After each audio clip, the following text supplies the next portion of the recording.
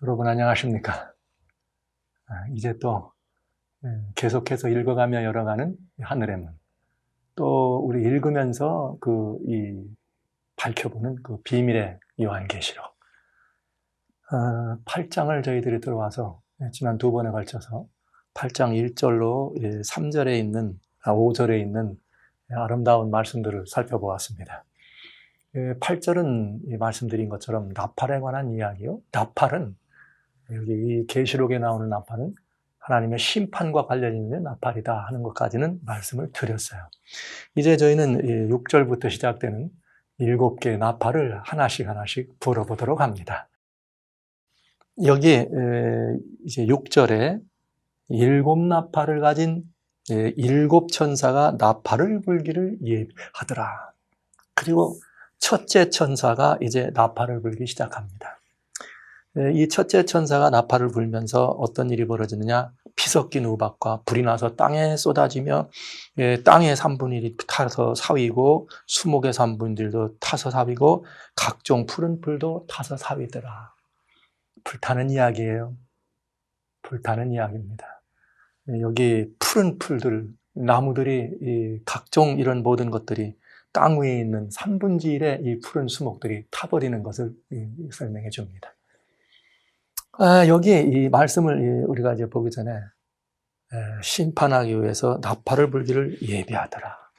여러분, 하나님은 심판, 또 파멸을 위한 심판을 좋아하실까요? 하나님은 좋아하시지 않습니다. 베드로후서 3장에 보면은 9절에 그런 말씀이 있어요. 하나님은 어떤 이가 말하는 것처럼 이렇게 덜이다고 생각하는 것처럼 그 덜이 오시는 것이 아니라 모든 사람이 다 구원을 받게 하기 위해서 우리 주님이 그 오래 참으시는 이 모습이 거기 들어있는 것을 말씀해 주세요. 그래서 하나님이 정말 더디 오실 만큼, 즉 그렇게 심판을 좋아하지 않는다. 마지막 파멸을 좋아하지 않으신다. 그래서 하나님은 정말 그들이 다 회개하고 구원에 들어가기까지 그들을 지키려고 하시는 하나님의 은혜가 있음을 베드로서는 우리들에게 일러주고 있는 것입니다. 자, 이렇게 주님은 그런 심판을 좋아하지 않으세요. 그런데도 불구하고 이 성경에는 뭐라고 나오는가? 특별히 계시록에서는 7 나팔이라고 하는 심판이, 그 다음에 또 이 7 나팔 가운데 마지막째 나팔인 7째 나팔이 울려 퍼지면 7 재앙이라고 하는 또 다른 심판이, 그리고 또 그런 심판만이 아니라 이 마지막 역사의 시종이 마지막이 하나님의 정말 이 심판, 거대한 심판으로 맞춰지게 되는 것을 우리는 보게 됩니다. 분명히 그렇게 이 심판에 명기되어 있는 것을 보게 돼요. 여기 이 성경에 복음이 전파되는 일과 관련돼서 이 성경에 들어있는 심판은 2 종류의 심판이 있습니다. 구속적 의미의 심판이에요. 일반적인 우리들의 살아가는 삶의 이 여울목 속에서 일어나는 다양한 시시비비를 가리는 이런 거 말고요.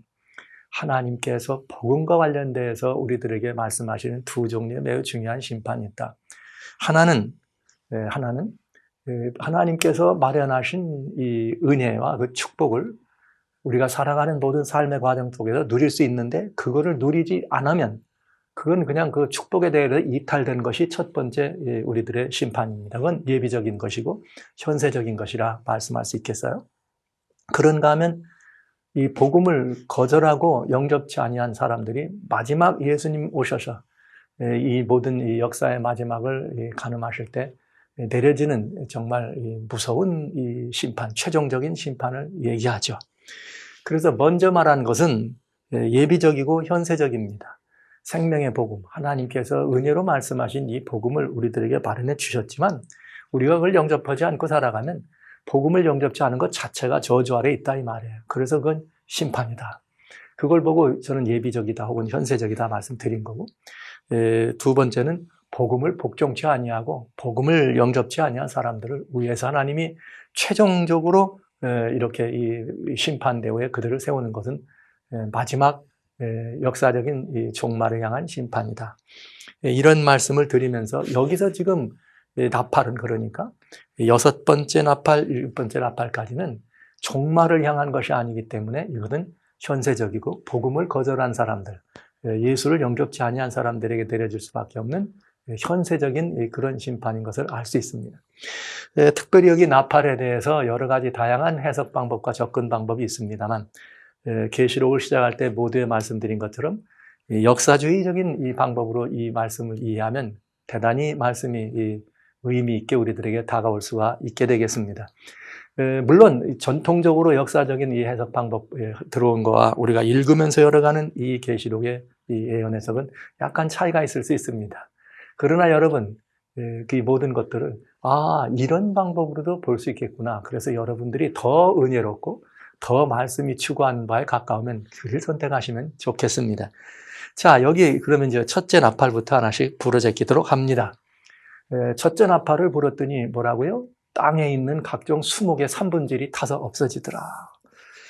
여기 그런 이 삼분질이 없어지더라 이런 말씀을 했어요. 근데 여기 먼저 이 우박이 떨어지고 여기 나오는 것처럼 그냥 불이 나고 이런 쏟아지니까 우박과 불은 뭐 말할 것도 없는 이 심판의 도구니까 그렇다고 하더라도 이게 어디로 떨어지는가? 땅 위에 있는 수목에 떨어져요. 푸른 풀과 푸른 나무에 떨어집니다. 그러면 이 푸른 풀과 푸른 나무는 무엇을 의미하는가? 이것을 우리는 찾아봐야죠. 성경은 성경으로 볼 수 있으니까요. 지금까지는 요한계시록 7장까지를 저희가 함께 보면서 아주 은혜로운 부분을 많이 읽었습니다. 그러나 지금까지 이렇게 엄청난 은혜로운 하나님의 말씀이 있음에도 불구하고 이 모든 은혜를 거절하고 이 모든 은혜를 거부한 그런 이렇게 이들에게 하나님은 나팔을 불면서 심판의 나팔이 불린다는 것을 보게 되는 것입니다. 자, 그러면 여기에 푸른 풀이나 수목은 뭐냐? 예수님이 하신 말씀이 있어요. 누가복음 하나님 말씀 23장 31절에 보면은 예수님이 십자가를 지고 골고다 언덕 올라가실 때 예루살렘의 여인들이 따라가면서 주여 주여 정말 그 고난받는 예수님을 보고 눈물을 흘리십니다. 그때 예수님이 예루살렘의 여자들아 나를 위하여 울지 말고 너와 네 자녀들을 위하여 울라 하실 때에 무슨 말씀하시는가? 야, 이렇게 푸른 나무에게도 이같이 하는데 이렇게 말씀하세요. 푸른 나무에게도 이같이 하는데 하물며 마른 나무에야 오죽하겠느냐. 그러니까 푸른 나무다. 예수님을 뭐라 그랬어요? 푸른 나무다. 예수님이 인자로 오셨으니까 참 이스라엘 이 백성들을 의미한다고 볼 수 있겠어요? 뭐 예수님이 백성이라는 의미가 아니고 푸른 나무를 그리는 그렇게 이해할 수 있겠다 이 말입니다. 그래서 시편 52편 8절에는 뭐라 그랬는가? 시편 52편 8절에는 이스라엘을 보고 설명을 할 때 하나님은 이런 말씀을 해요. 뭐라고 말씀하시는가 하면 52편 8절입니다. 우리 주님은 그 부분에서 우리들에게 놀라운 비전을 하나 보여줘요. 나는 하나님의 집에 있는 푸른 감람나무야. 나는 하나님의 집에 있는 뭐라? 푸른 감람나무다. 이게 하나님 백성들이 자기를 이야기할 때 하나님과의 관계가 온전하면 나는 하나님 집에 있는 푸른 감람나무다. 이렇게 말씀하시는 걸 볼 수 있다 하는 얘기죠. 자, 이런 부분들을 우리는 보면서 여러 많은 생각들을 할 수가 있겠습니다. 자, 그러면서 사사기의 9장에 보면은 거기 감람나무도 나오고 포도나무도 나오고 무화과나무도 나오면서 하나님의 백성 이스라엘 백성들에 대한 이야기가 그렇게 등장하는 것을 우리는 보게 되는 것입니다. 자, 그러면 이제 나무는 하나님의 백성, 하나님의 진실된 참 백성을 의미한다는 걸 보았어요. 그러니까 지금까지는 예수님 이전까지는 유대인이에요. 예수님 이전까지는 유대인들이죠. 살아있는 이 하나님 백성이라고 볼 수 있습니다. 근데 지금 누가 예수님을 거절했어요? 유대인들을 거절합니다. 그러니까 유대 백성들이 하나님의 사람들이라 하나님 백성이라고 얘기했지만 그들은 정말 메시아로 오신 예수님을 그래 기다렸지만 정작 오셨을 때는 예수님을 거절한 것이죠. 그래서 여기 제일 먼저 하나님의 심판, 여러분 하나님의 심판은 꼭 명심할 게 있어요. 데살로니가 후서 1장에 앞에 말씀을 드렸습니다. 환난 받게 하는 사람은 환난 받게 하던 자들을 환난으로 하나님께서 갚으시는 것이 하나님의 공이다. 이렇게 표현해요. 그러니까 하나님을 거절하고 예수님을 거절한 이들이 제일 먼저 누가 메시아를 거절했어요? 유대인들이. 그래서 유대인들이 먼저 이 심판의 나팔 소리를 듣는 것입니다. 정확하게 우리 이해될 수 있죠. 그래서 나무란 표현을 써서 유대인들을 그를 상징한 것을 우리는 이해하면서 와, 이것이 첫 번째 심판의 나팔은 유대인들을 주어졌구나. 이 유대인들이 여러분 어떻습니까? 왜 그러냐? 로마서 9장에 보면은 이런 말씀이 있어요. 로마서 2장 9절로 10절에 보면 하나님께서 무슨 일을 하는가 하면 악을 행하는 자를 하나님이 심판하시는데도 누구 먼저 하느냐? 유대인에게, 그 다음에 헬라인에게. 선을 행한 사람에게 상을 주는데도 어떻게 하느냐? 유대인에게, 그 다음에 또 헬라인에게. 왜 그러냐? 유대인들이 왜 그러냐? 로마서 3장 1절로 2절에는 그럼 이런 말이 있어요. 그럼 유대인이 무엇 때문에 왜 유대인이 이러냐? 그럼 유대인에겐 유익된 게 있었다. 그게 뭐냐? 하나님의 말씀을 맡았기 때문에 그랬다 이 말이죠. 그러니까 하나님의 말씀을 맡았으면 그 말씀을 맡은 값을 해야 되는 거죠. 오히려 유대인들이 하나님의 말씀과 복음을 가진 사람들이요, 열방의 빛으로 선택된 사람들이었지만 이 유대 사람들은 열방의 빛되는 일을 감당하지 못했습니다. 오히려 진리의 말씀, 하나님의 생명의 복음을 가지고도 메시아로 오신 예수님을 그들은 거절했습니다. 그러니까 인류의 본이 안 된 거죠. 그래서 그들은 이 로마서 2장에 말씀하신 것처럼 벌도 심판도 누가 먼저 받아? 너희들이 먼저 특권이 있었기 때문에 너희들이 먼저 받는다는 말씀을 여기 이루어지게 된 것이에요. 그리고 또 우리는 마태복음 24장에 예수님의 제자들이 예수님이 감람산에 올라오셨을 때 물어보죠. 주여, 주의 나라와 이 세상 끝에는 언제 이렇게 이런 일이 있겠습니까? 그랬더니 예수님이 이 마태복음 24장에 2절에 3절에 대답하시기를 뭐라고 대답하시는가 하면 세상 끝과 예루살렘의 멸망과 세상 끝을 동일시하십니다. 그러니까 예루살렘의 멸망에 대해서 예수님이 먼저 말씀하세요. 그러니까 여기 지금 첫 번째 이 나팔 소리는 누구한테 내려지는 나팔인가? 유대 사람, 예루살렘의 주인인 유대 사람들에게 내려지는 것임을 우리는 알 수 있어요. 실제로 이 예루살렘의 멸망 때는 AD 70년 예수님을 거절한 유대인들, AD 34년에 예수님을 거절하고 십자가에 못 박은 유대인들을 위해서 AD 66년에 로마 22군단에 있는 세스티우스 장군이 로마서를 예루살렘을 가을에 이렇게 포위합니다. 그러나 원인도 없이 그들이 이렇게 퇴각하는 그때 다시 유대인들이 퇴각하는 그들을 많이 살상하죠. 그래서 AD 70년에 이 유대인의 조성이었던 예루살렘을 로마의 타이터스라고 하는 장군이 황제의 아들이었습니다. 타이터스라고 하는 장수가 로마를 둘러싸고 70년 봄에 정말 예루살렘을 돌 하나도 돌 위에 남지 않냐고 모조리 이 예루살렘을 파멸시키는 것을 우리는 보게 됩니다. 그리고 AD 135년까지 제1차, 2차 유대인 반란들을 그야말로 진압하는데 로마의 황제 하드리아누스가 100만 명 이상의 935개의 유대 나라를 완전히 불태우면서 100만 명 이상의 유대인들을 학살하죠. 그 유대인들이 여기 말씀하신 것처럼 정말 이 첫째 천사가 나팔할 때 피 섞인 우박과 불이 나서 푸른 이 풀과 초목을 완전히 태우는 것과 같이 그런 이 모습을 우리는 보게 됩니다. 그러나 명심해야 합니다. 전면은 아닙니다. 모두는 아닙니다. 그 수목의 3분의 1이라. 그러니까 3분의 1이라 그러면 엄청난 거죠. 엄청난 3분의 1이라고 하는 범위가 그곳에 포함됐다는 사실을 우리는 알게 됩니다.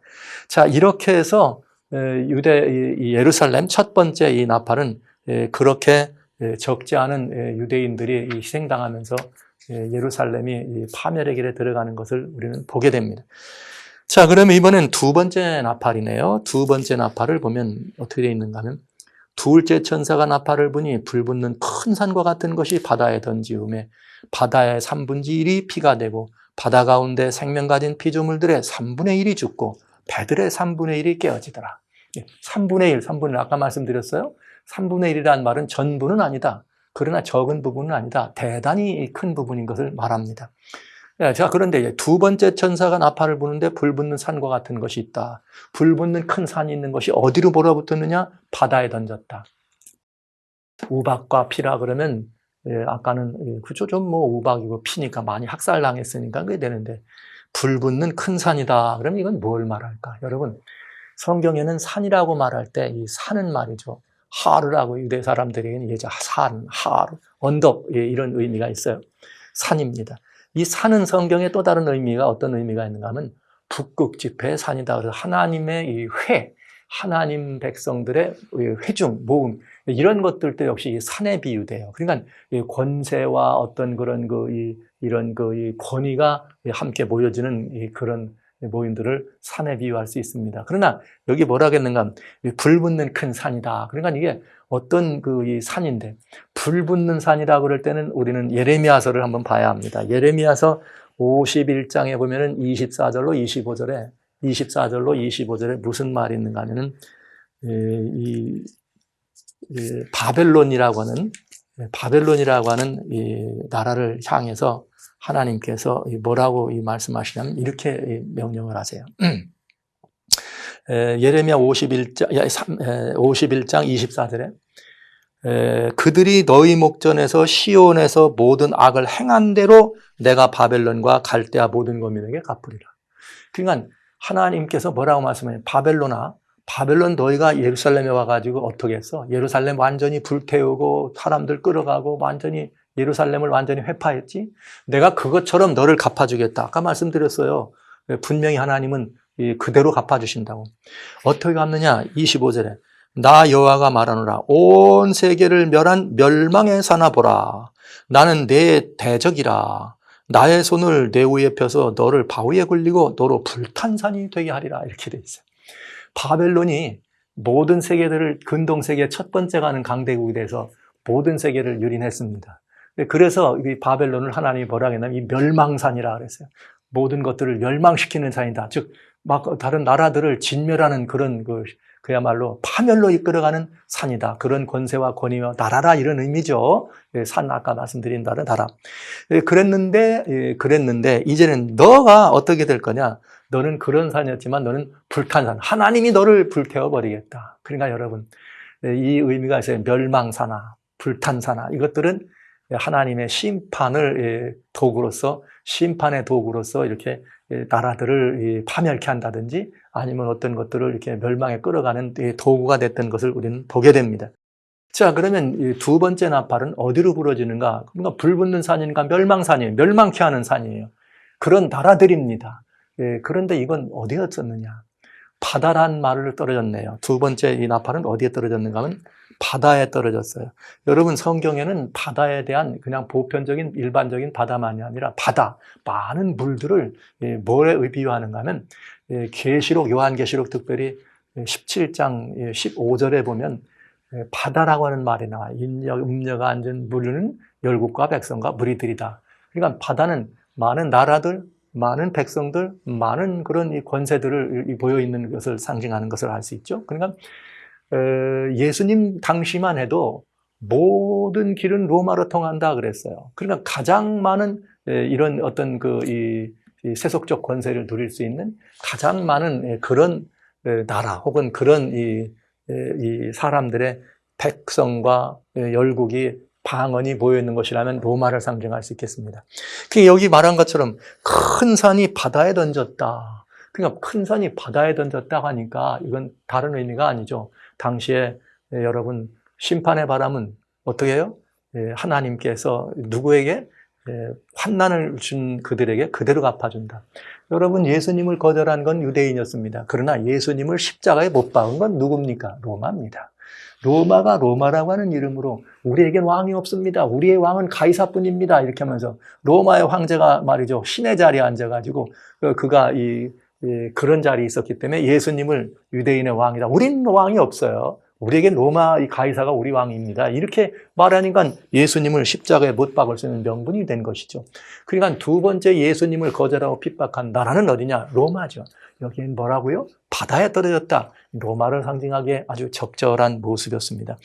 여기 로마에 이렇게 상징하는 실제 여기에는 뭐로 떨어졌느냐? 큰 산과 같은 것이 바다에 던진데 불붙는 산이었다. 실제 로마는 정말 이방에서 바다는 많은 사람들이 있는 것이고 이방에서 그러니까 이 산이었으니까 이방 나라에서 이 로마를 향해서 떨어졌는데 여러분 아시는 것처럼 이게 참 이 고대 역사가 참 그래요. 여러분 이 AD 1세기와 BC 1세기 예수님 어간에 예수님 당시 어간에는 중국에는 누가 이 중국 이 땅 전체를 이제 이렇게 통치하느냐 하면 그 당시에 AD 1세기 전에 한무제가 중국을 통일합니다. 막 이 삼국시대를 통일하고 진시황 이후로 한무제가 이렇게 이 중국을 통일하면서 그가 한 첫 번째가 뭐냐면 북방 오랑캐 족속들을 몰아내는 일을 합니다. 그래서 이 오랑캐를 몰아내니까 오랑캐들이라고 하는 이 족속들이 점점 이 서쪽으로 물러나요. 그러면서 인도의 그 위에 있는 펀잡이라고 하는 인도 북부에 있는 펀잡 지방 위에 있는 그 훈족이 있죠. 그 훈족들이 이제 몰려가기 시작합니다. 밀려나가기 시작합니다. 그들이 이제 누구냐? 이제 네덜란드 이런 북쪽과 이런 속에서 있던 이 게르만 이 훈족이 밀려나오기 시작하면서 게르만족이 이제 또 그 훈족에 밀려가지고 오랑캐에 밀려서 훈족에 밀려서 게르만이라고 하는 북유럽에 있던 게르만족의 네덜란드나 이쪽을 중심으로 된 게르만 민족들이 밑으로 내려오기 시작해요.